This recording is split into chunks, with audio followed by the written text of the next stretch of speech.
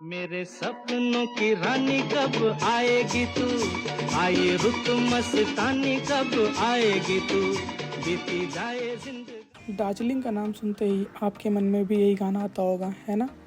हिमालय की गोद में बसा दार्जिलिंग को किसी पहचान की ज़रूरत नहीं है।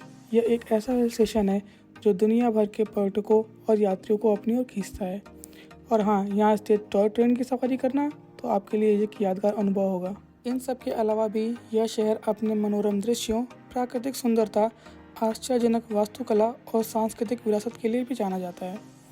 नमस्कार दोस्तों, मैं हूं अभिषेक मिसफिट वॉन्डर से, और आज हम इस वीडियो में आपको दार्जिलिंग की घूमने वाली जगहों के साथ साथ यह भी बताएंगे कि आप यहां कैसे पहुंच सकते हैं और दार्जिलिंग से जुड़ी कुछ इंपॉर्टेंट टिप्स। बतासिया लूप क्या हो अगर आपको कंचनजंगा और दार्जिलिंग शहर का 360 डिग्री का नज़ारा एक साथ दिख जाए। इतना ही नहीं, साथ में टॉय ट्रेन का दृश्य दिखे तो मज़ा आ जाएगा ना। यह सब आपको बतासिया लूप पर मिलेगा। बतासिया लूप दार्जिलिंग में स्थित एक सर्पिल रेलवे है। यह स्थान 360 डिग्री में दार्जिलिंग शहर, आसपास की पहाड़ियों, चाय बागानों और कंचनजंगा पहाड़ के सुंदर नज़ारों को प्रस्तुत करता है। चूँकि हम एक बरसात वाले दिन गए थे, हमें यह सौभाग्य प्राप्त नहीं हो पाया।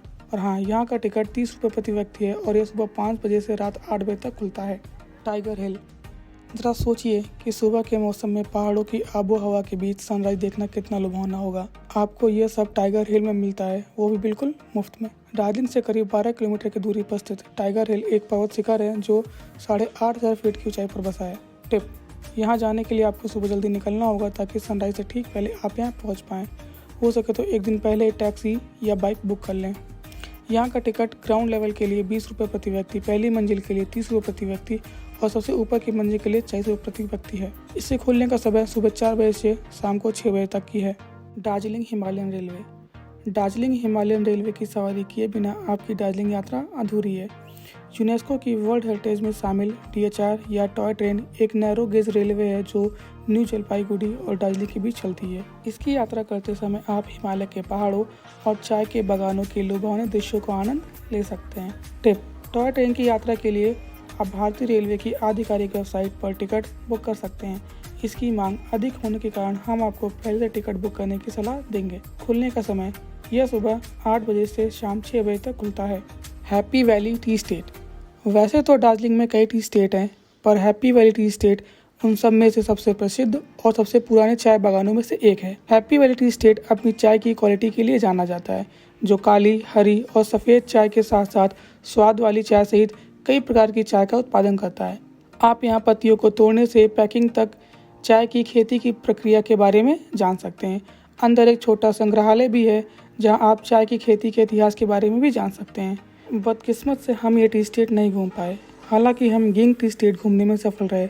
सही मानों में बोलूँ तो यह हमारे लिए एक अद्भुत अनुभव रहा है। यह टी स्टेट आसपास की पहाड़ियों और घाटियों के सुंदर दृश्य प्रस्तुत करता है। दार्जिलिंग रोपवे, क्या आप दार्जिलिंग के बड़े बड़े चाय बागानों के ऊपर से उड़ना चाहते हैं? अगर हाँ, तो दार्जिलिंग रोपवे की सवारी जरूर करें। दार्जिलिंग रोपवे एक केबल कार सेवा है जो दार्जिलिंग शहर को सिंगला बाजार से जोड़ता है।